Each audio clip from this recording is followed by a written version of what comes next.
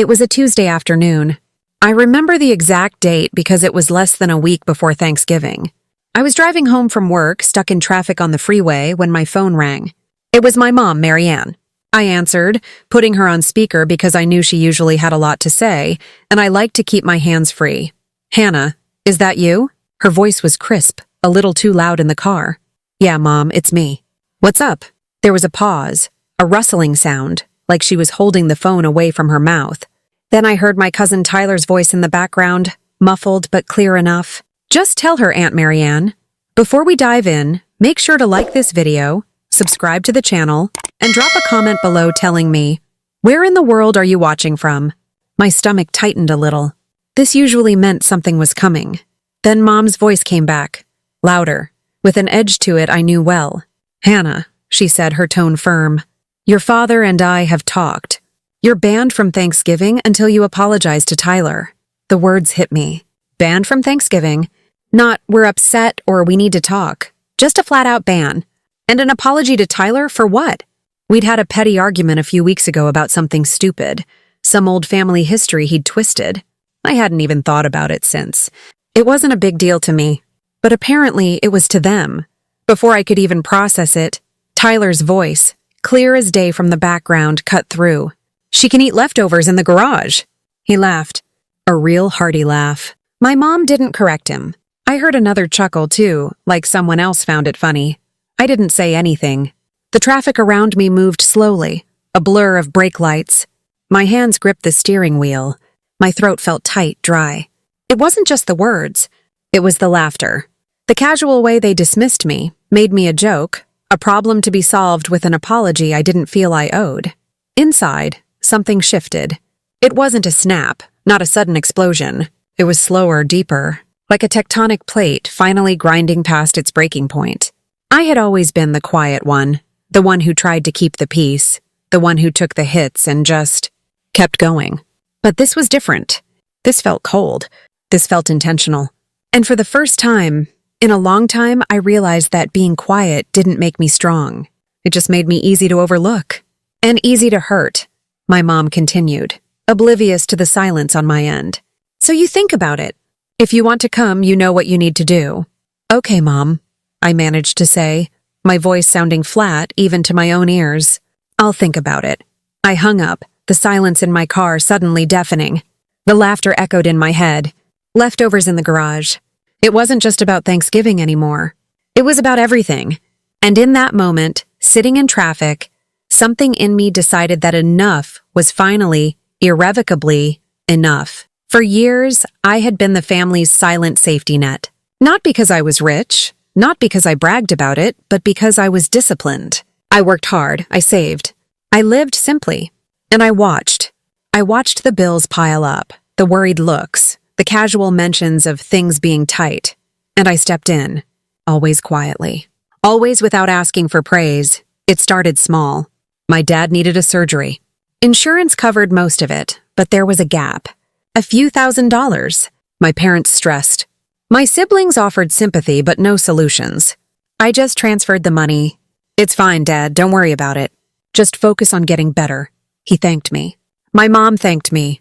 They didn't ask how I had it or if it was a hardship. It was just there. Then came the family phone plan.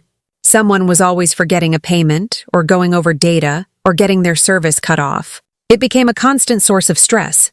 "So," I offered, "let me just put it on my card, Mom. It'll be easier to manage one bill." And it was.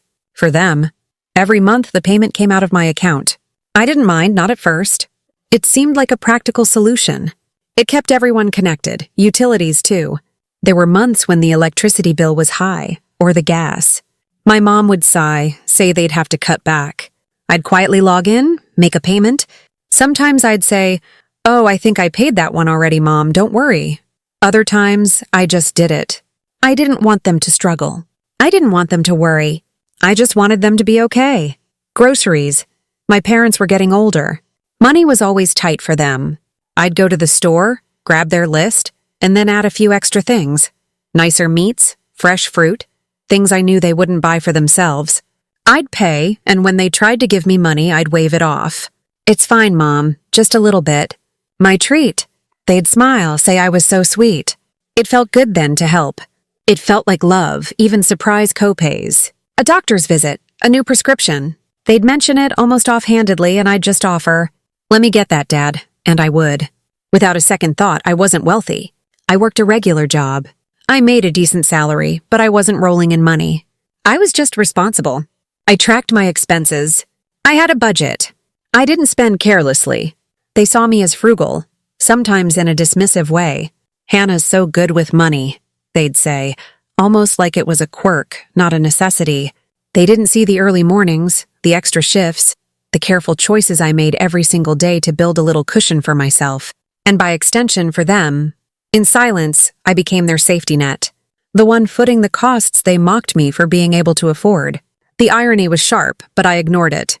I told myself it was just what family did. It was my way of showing I cared, my way of being there for them, even when they weren't always there for me in the ways that mattered. I bought their peace of mind one bill at a time, and no one ever knew the true cost. The Thanksgiving ban wasn't just a private phone call. It became public.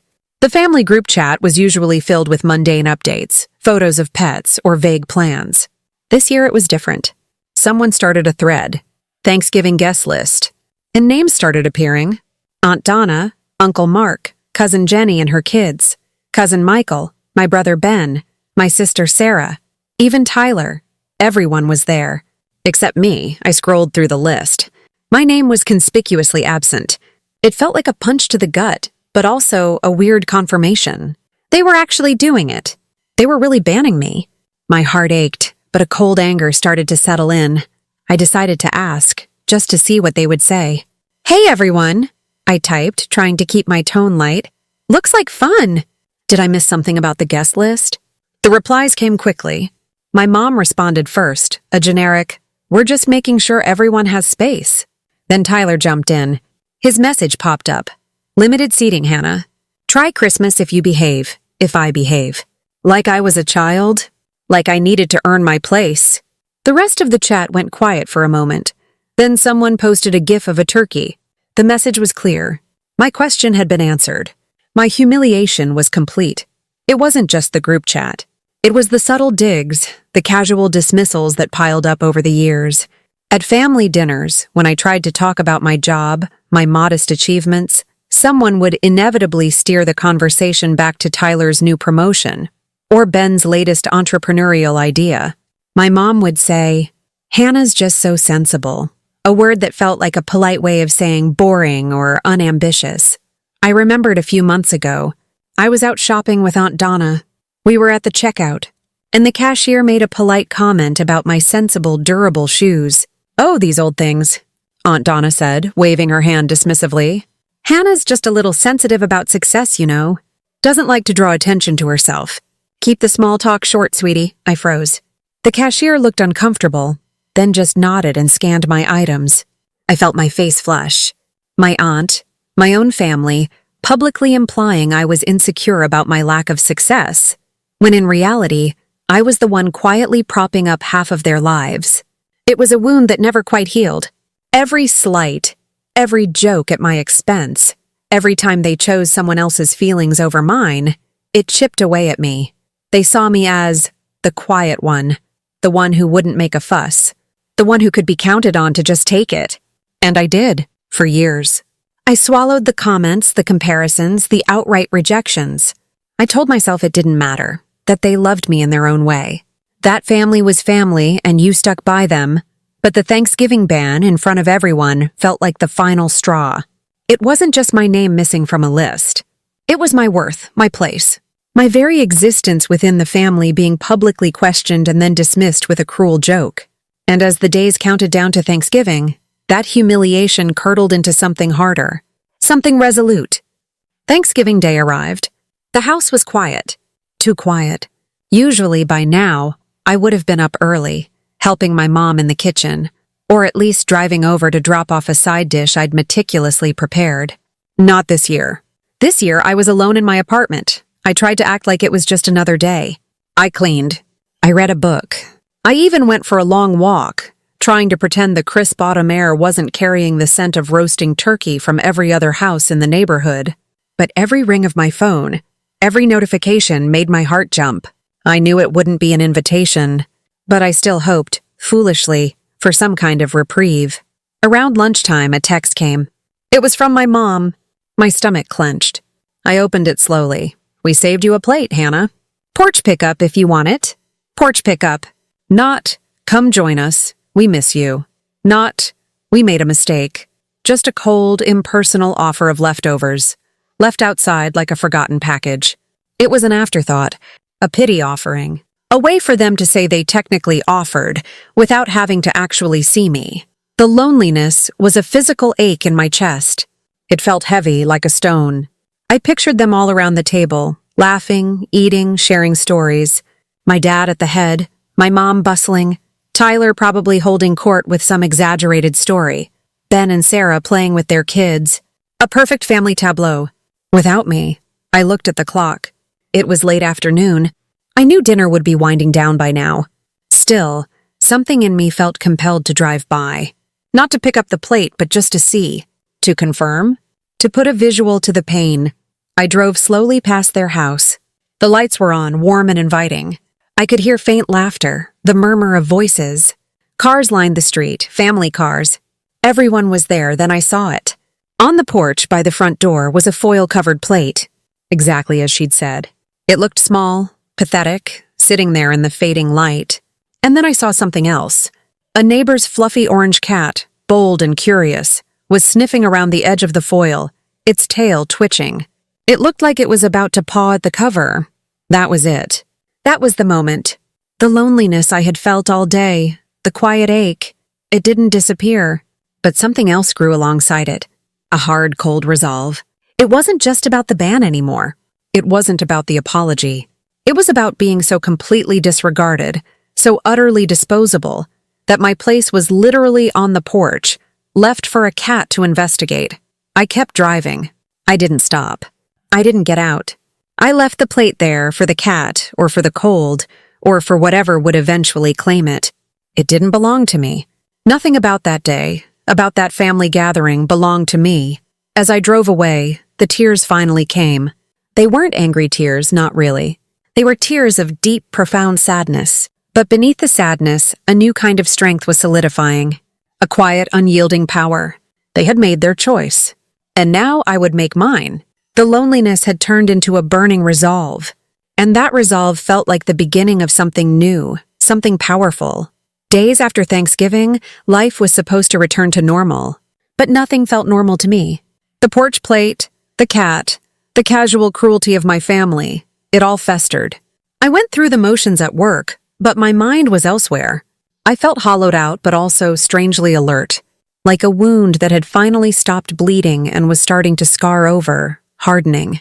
Then the calls started, predictably. The first was Tyler. He called me, his voice oozing with false charm. "Hey, Hannah! How's it going?" "Listen, quick favor," I braced myself. "What is it, Tyler?" "So, it's Jen's birthday next week, and I really want to get her something special, you know? But my last paycheck was a little light. Could you spot me like $600? I'll pay you back next month, promise." $600. For his girlfriend's gift. From the cousin who had publicly mocked me days earlier. The gall. "Family takes care of each other, right?" he added, as if that was the magic phrase that would unlock my wallet. The phrase that had always worked.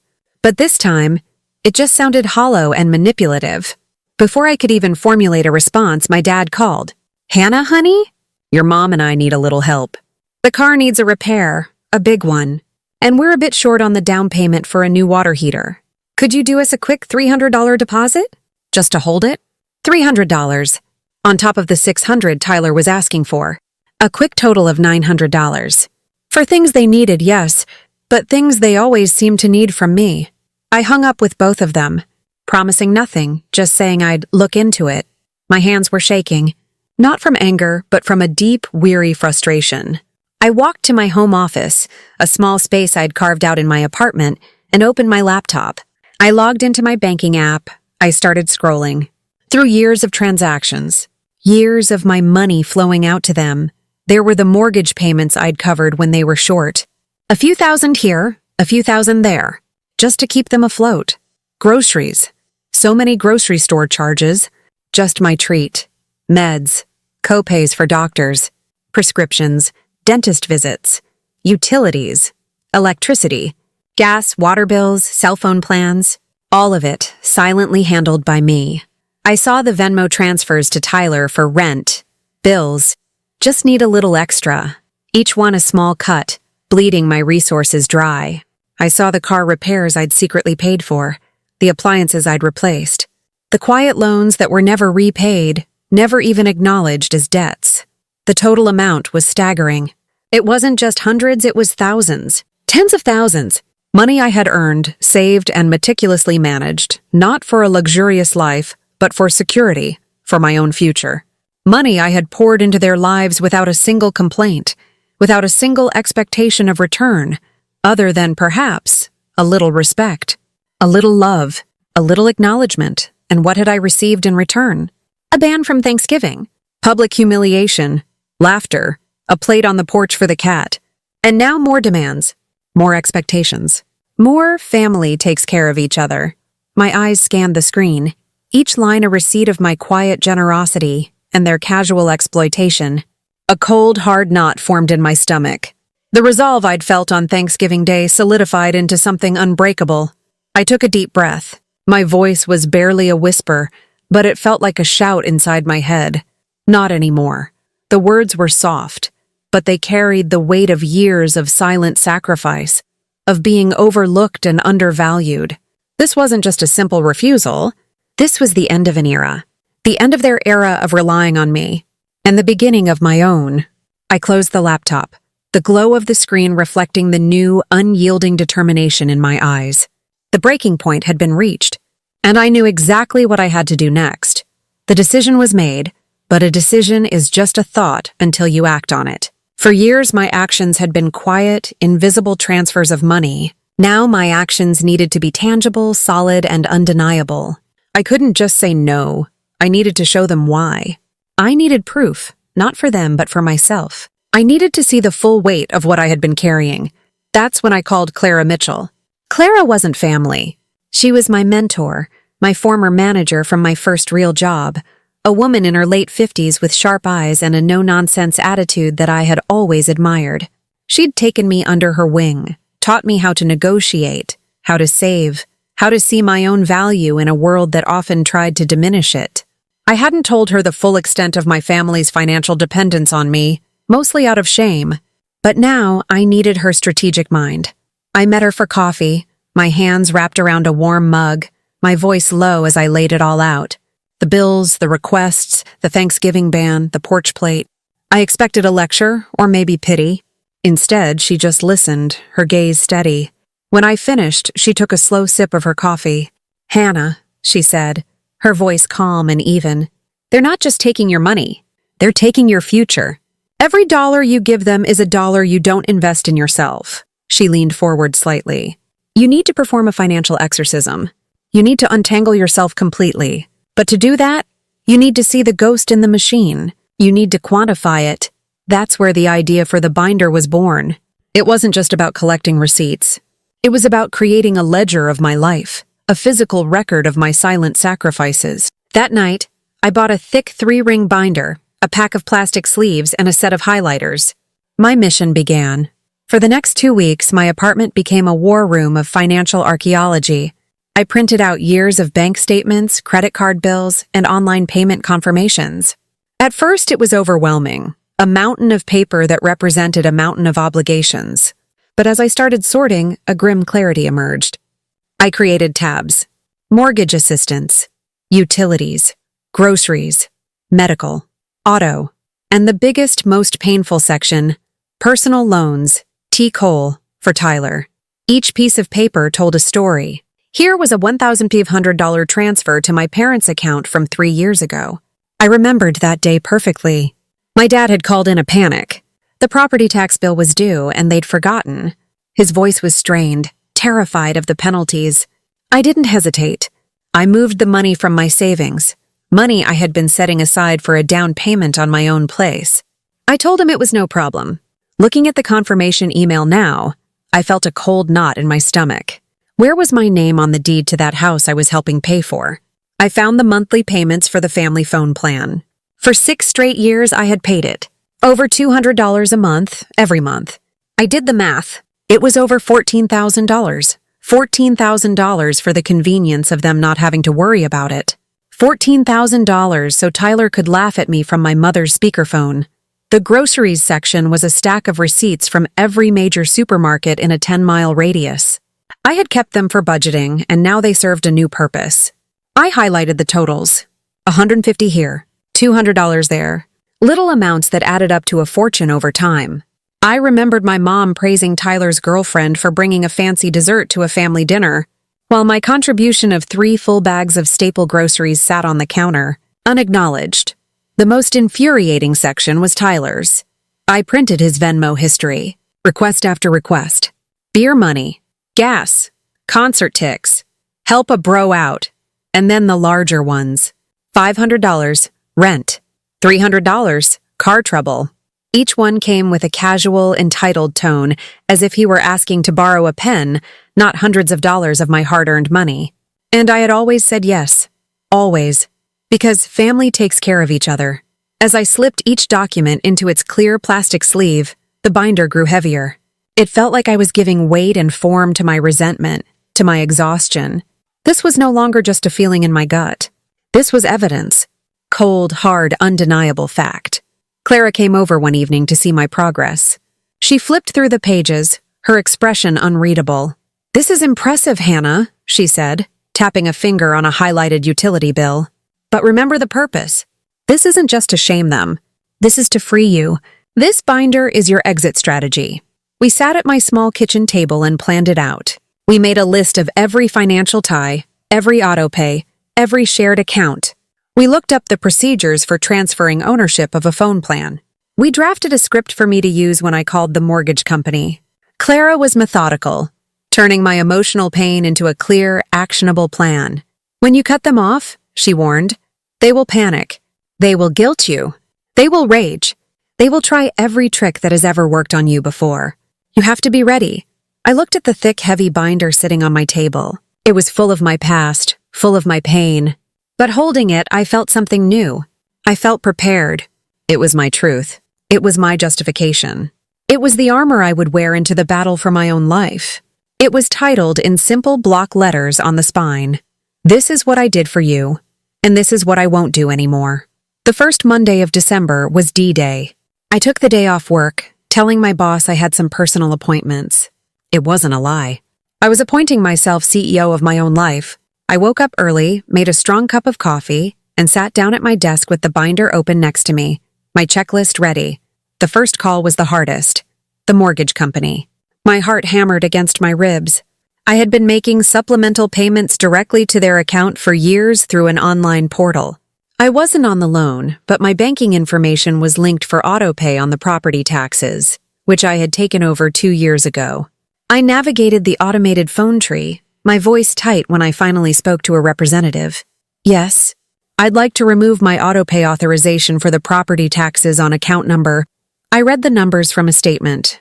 The woman on the other end was polite, efficient. "Of course, ma'am. Can I ask the reason for the cancellation?"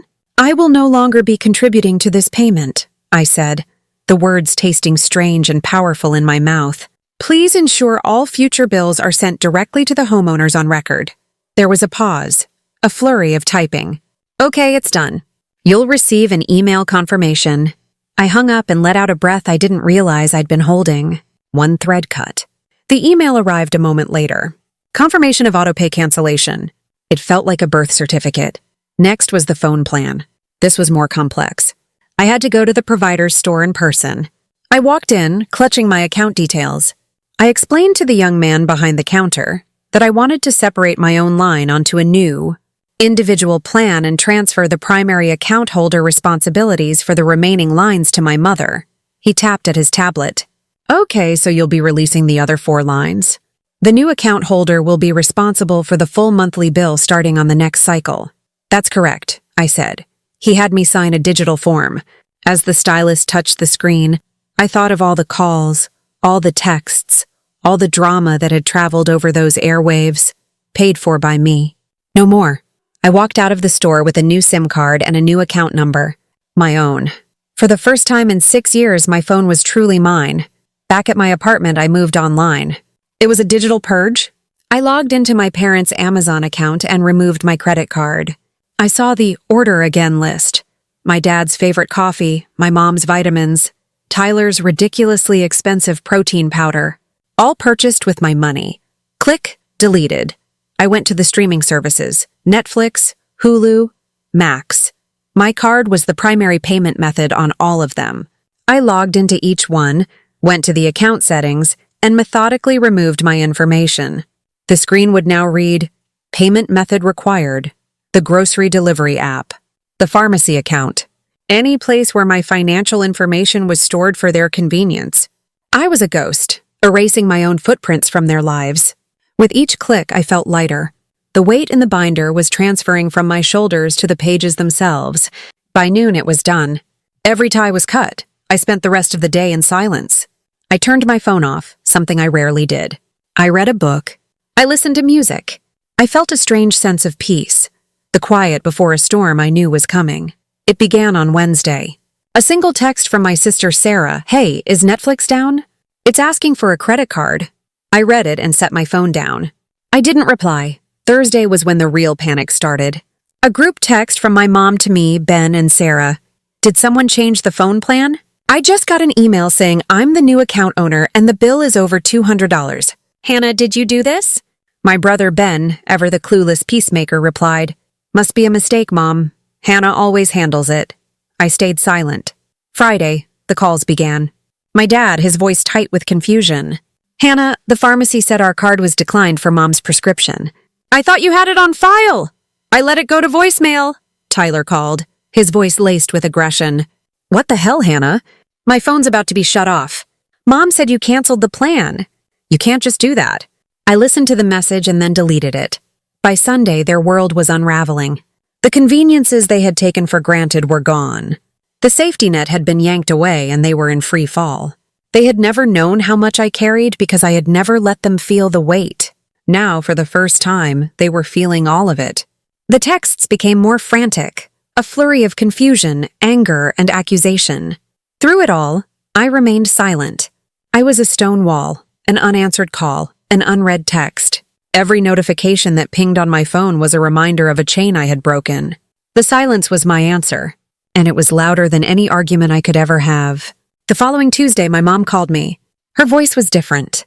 The anger was gone, replaced by a thin, brittle desperation. "Hannah, please.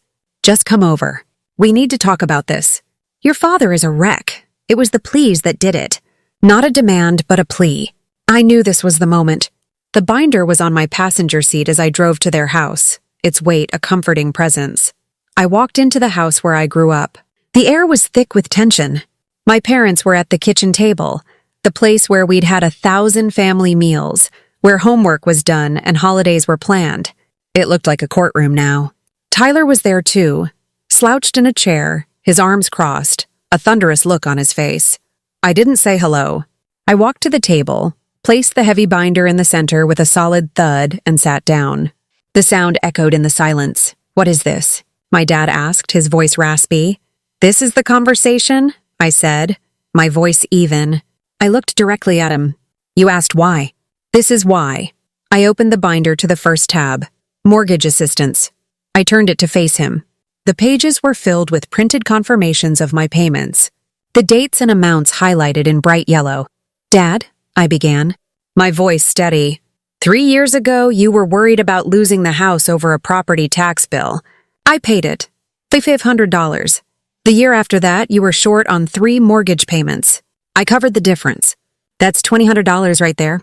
This," I said, tapping a page, "is the receipt for the new water heater I paid for in full last winter.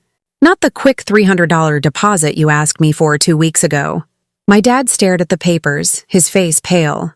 He looked older than I'd ever seen him. My mom just wrung her hands, her mouth a thin line. I flipped to the next section. "Medical." I slid a receipt across the table. "This is for your surgery copay, Dad. The one insurance didn't cover. This is for Mom's dental work. These pages are every prescription copay for the last 4 years." Tyler scoffed. "Oh, come on. You're counting prescription copays?" I turned my gaze to him. It was cold, and for the first time, I didn't try to soften it. I flipped to his tab, the thickest one in the binder. Let's talk about what I'm counting for you, Tyler. I pulled out the printout of his Venmo history and slid it directly in front of him. The yellow highlighter streaked across dozens of lines. $600 for rent. $400 for a security deposit on an apartment you lived in for 6 months. $50 here, $100 there, for what? Concerts, dates? Beer money? I pointed to the last request. And just last week you asked me for another $600 for your girlfriend's gift, right after you laughed about me eating in the garage. His face flushed a deep red. I was going to pay you back. No, you weren't, I said, my voice dangerously quiet. You have never paid me back a single dollar. You don't see this as a loan. You see it as your allowance. An allowance you get for being part of a family that I am apparently not good enough for. I looked back at my parents. You banned me from Thanksgiving. You let him humiliate me. You left a plate for me on the porch like a stray dog. For years, I have poured my time, my energy, and my money into this family. I paid your bills. I bought your groceries. I funded your lifestyles, all while you whispered behind my back that I was sensitive or frugal or not successful enough. I leaned forward, my hands flat on the table. I am done. I am done being your bank. I am done being your safety net. I am done being the quiet, sensible daughter you take for granted. My mom finally found her voice, a high-pitched, wounded sound. Hannah, this is a betrayal. We're your family. A betrayal? I asked, my voice rising just a little, sharp with years of repressed pain.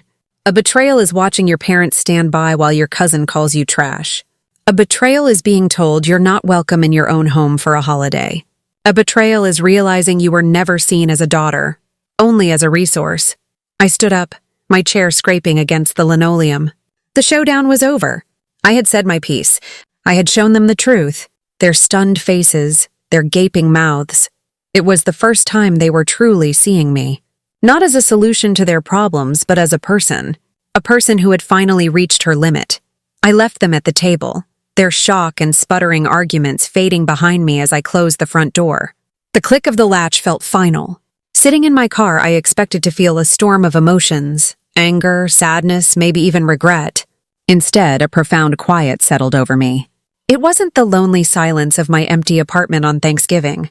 It was a peaceful, powerful silence. For the first time, the silence belonged to me. It was my choice. The aftermath came, just as Clara had predicted.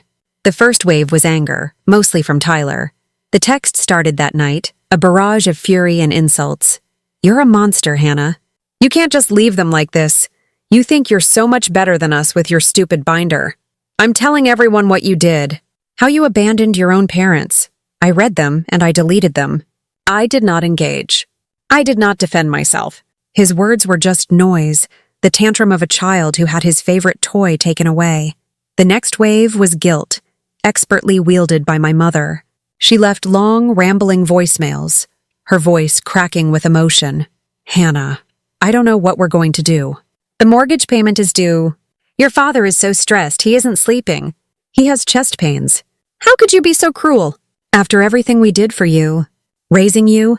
This isn't the daughter I raised. The chest pains was a classic move, designed to hook my fear and sense of responsibility. The old me would have buckled instantly, called back, apologized, and sent the money. The new me listened to the message, acknowledged the manipulation, and deleted it. It was hard. A part of me, the caretaker part that had been programmed for 27 years, screamed at me to fix it. But I held firm. My dad didn't call for a week. When he finally did, his message was short, the fight gone from his voice. Hannah, it's Dad. Call me. We need to figure this out. It was the closest any of them had come to admitting they were in trouble, but it was still an attempt to pull me back into solving their problems. I didn't call back. My final word had been said at that kitchen table. My mom had muttered something about betrayal. Tyler had said, "You can't just leave them like this." And my reply, soft but unshakable, replayed in my mind. I'm leaving you like adults. Which you are. That single sentence became my mantra. I wasn't abandoning them. I was forcing them to face the consequences of their own choices, their own financial mismanagement, their own behavior. True help, I was beginning to understand, wasn't endlessly bailing them out. It was allowing them the dignity and the difficulty of standing on their own 2 feet. I focused on my own life with a clarity I hadn't felt in years. I went to work. I saw my friends. I started looking at listings for a small condo, my down payment fund suddenly secure and growing. The silence from my end was a boundary, a wall they could not breach with their anger or their guilt. Weeks passed. The angry texts stopped. The pleading voicemails dwindled. They were being forced to deal with their reality, a reality I was no longer cushioning for them. I didn't know what was happening in their house, and for the first time, I didn't feel responsible for it. The power in that was immense. They had used their words and their actions to push me out. Now, my silence was what kept them at a distance, giving me the space I needed to finally, truly heal. About a month later, just before Christmas, my dad called from a number I didn't recognize. I answered cautiously, "Hannah?" His voice was quiet, hesitant. "Hi, Dad." There was a long pause. I could hear him take a shaky breath. "Your mother and we went to a financial advisor. Tyler moved out. He's got a second job." I didn't say anything. I just listened. I looked through some old papers, he continued, his voice thick. "Found receipts for things I didn't even remember you paying for. The roof repair. My car transmission." He stopped again. "I'm sorry, Hannah. I'm sorry for making you feel like a purse." It wasn't a perfect apology. It was clumsy and incomplete. But it was the most honest thing he had said to me in years. "Thank you for saying that, Dad," I said softly. We didn't make plans for Christmas. It was too soon. The wounds were still too raw, but it was a start. A tiny crack of light in a door that had been slammed shut. In the new year, I bought my condo. It was small, but it was mine. Every payment, every piece of furniture was a testament to my own hard work and for my own future. Instead of a binder of their expenses, I started a new folder on my laptop called Plans. It had savings goals for retirement, a travel fund, and investment ideas. It was a folder dedicated entirely to my life, not theirs. On my new fridge, I stuck a single sticky note. It had 4 words on it, written in bold black marker. "No is a complete sentence." It was a daily reminder of the most important lesson I had ever learned. Thanksgiving will never look the same. Maybe one day we'll find a new way to be a family, one built on respect instead of obligation. Or maybe we won't. But for the first time, that uncertainty doesn't scare me. Standing in my own kitchen, in my own home, I feel free. My silence became my strength, and my boundaries became the highest form of love I could give. Love for myself. Have you ever been the one your family leaned on until you broke? Share your story in the comments, and don't forget to like and subscribe for more true betrayal stories where silence turns into strength.